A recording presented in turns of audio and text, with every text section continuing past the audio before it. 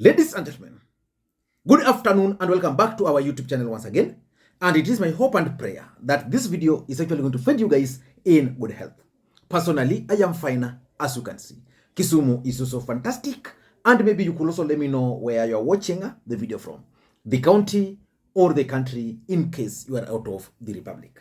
Ladies and gentlemen, Raila Odinga and Azimio la Umoja One Kenya Alliance must change strategy, or tact for that matter, in 2024 if they hope to tame William Samoei Arap Ruto.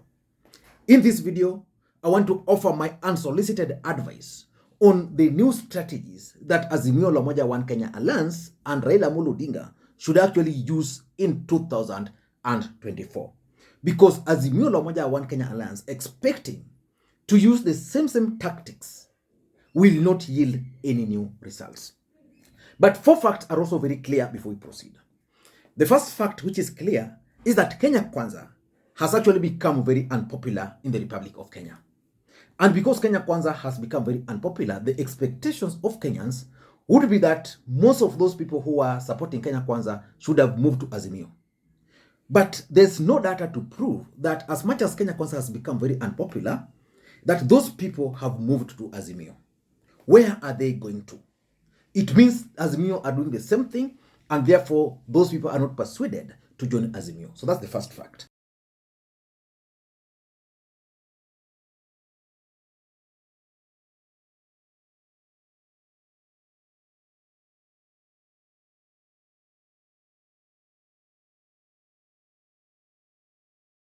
The second fact is that William Ruto is currently the president of the Republic of Kenya, which means he has the power. He enjoys intelligence report, and William Ruto can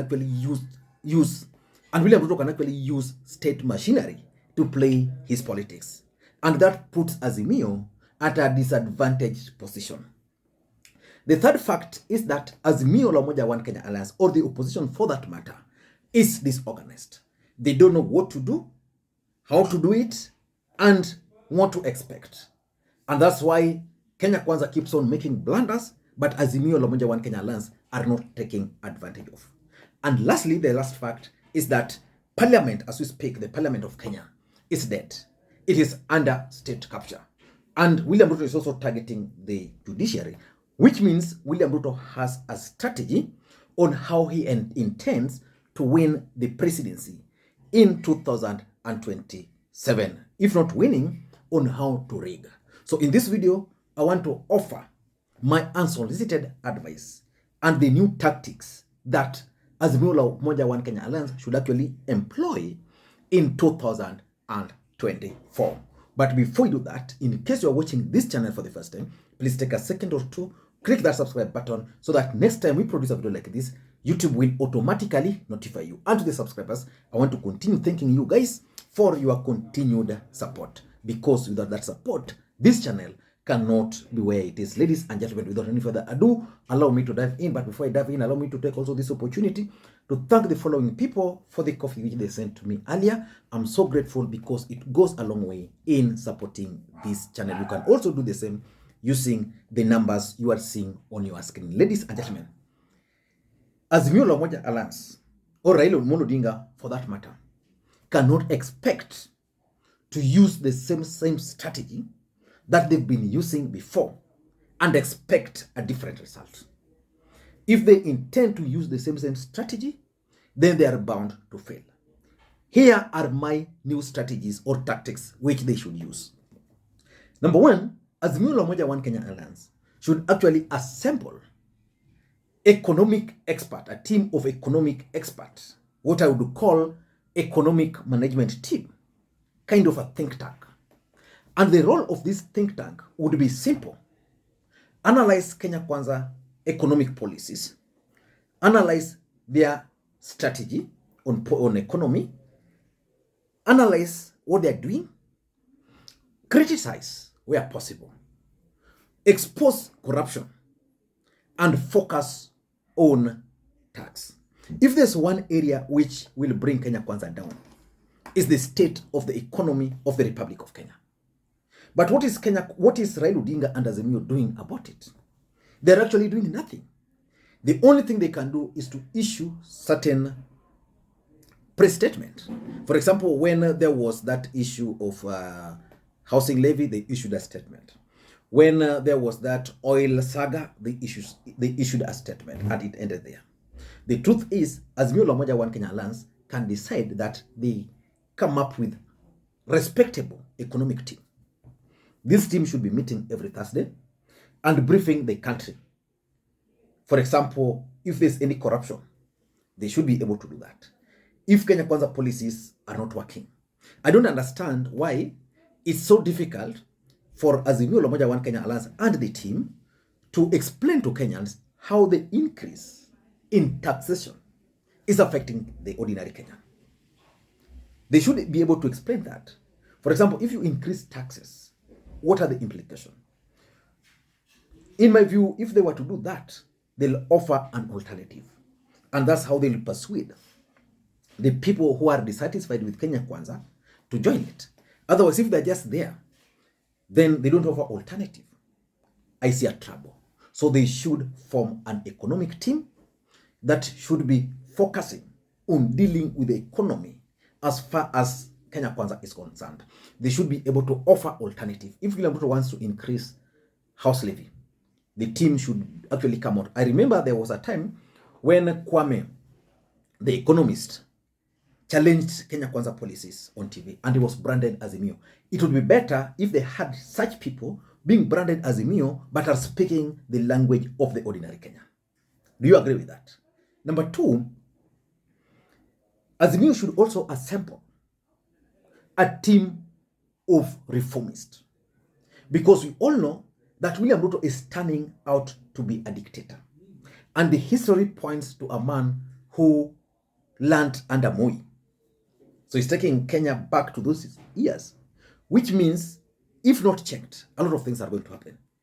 So Azimio la Umoja One Kenya Alliance needs a team, reform-oriented team, probably lawyers or legal team, to deal with the William Ruto excesses.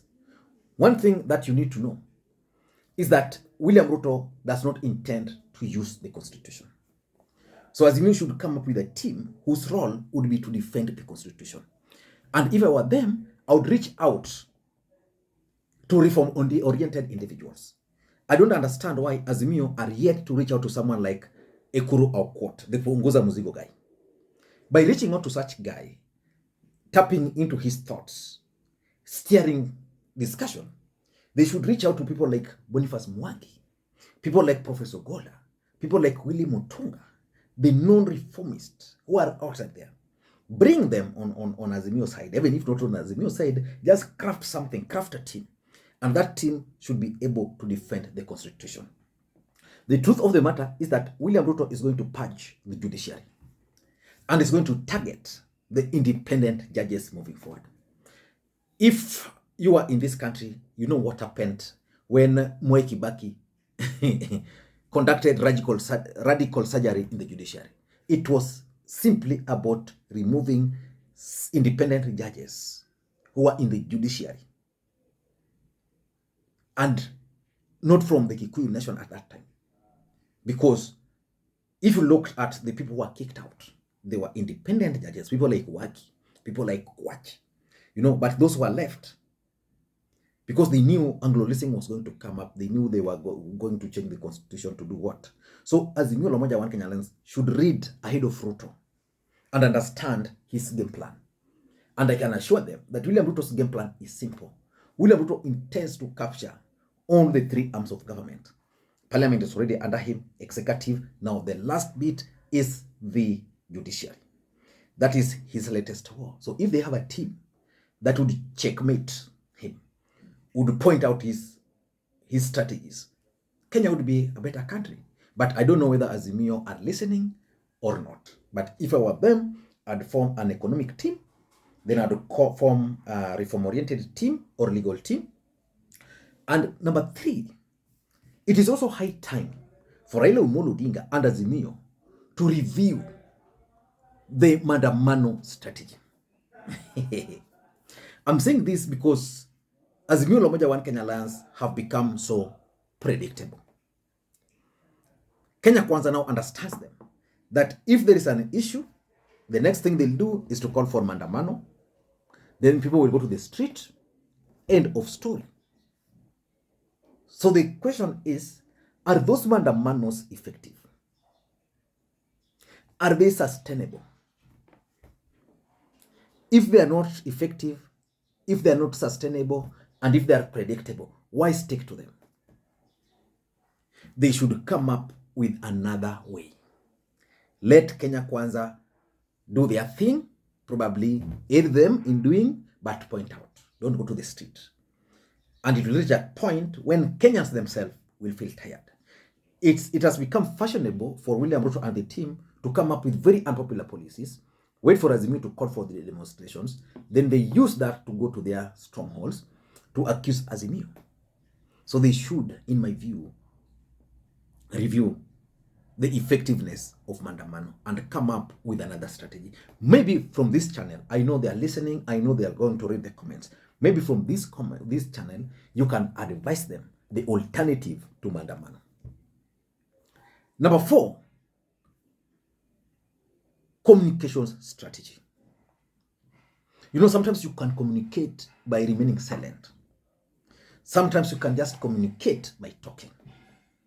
It's high time for Azimio to start talking. And how can they do that? They can do that if they were to assemble a team who would come up with serious communication strategy, who would identify for them key individuals who can then be sent to various TV stations, various radio stations, and even randomly in Bunge la Wananchi to articulate the positions of Azimio or to criticize Kenya Kwanza policies. I mean, if, for example, I just like Kwame Owino because he understands his stuff, for example. If you are to unleash someone like that on TV to dismantle the housing levy, maybe every week, you have someone penning articles. You have someone like Willie Mutunga granting interviews. Because, just like I said, after assembling that reform-oriented team, they can identify people there. Willie Mutunga. Interviews. Dismantling Kenya Kwanza policies, strategies. Kenyans will start taking Azimio la Umoja One Kenya Alliance seriously. And lastly, Azimio should also decide to focus on parliament. They don't have the numbers, but their voices can be heard. The fact is, William Ruto has managed to buy majority of members of parliament. Even those in Azimio have been bought. But the few who can speak, the few who can talk on the floor of the house. Kenya Kwanza are implementing so many bad policies, so many laws. Let them go and vote, but make your point known that Azimio is not part of it. Like, for example, I really thank the few members of parliament who stood against the finance bill. So that the moment the finance bill went through, the blame went to Kenya Kwanza MPs. So that Azimio are not there. Make it clear that you guys are not part of it. Use political forums to tell Kenyans that we are going to parliament, we know this bill is going to pass, please, as Azimio, we are not part of it. And then focus on the grassroots. Explaining to the ordinary Kenyan the failures. So if Azimio were to follow that strategy, if you ask me, William Ruto will be a one-term president. But if they joke, they will regret. I don't know what to think. That's my take. Until next time, this is Lee Makwiny. Bye-bye.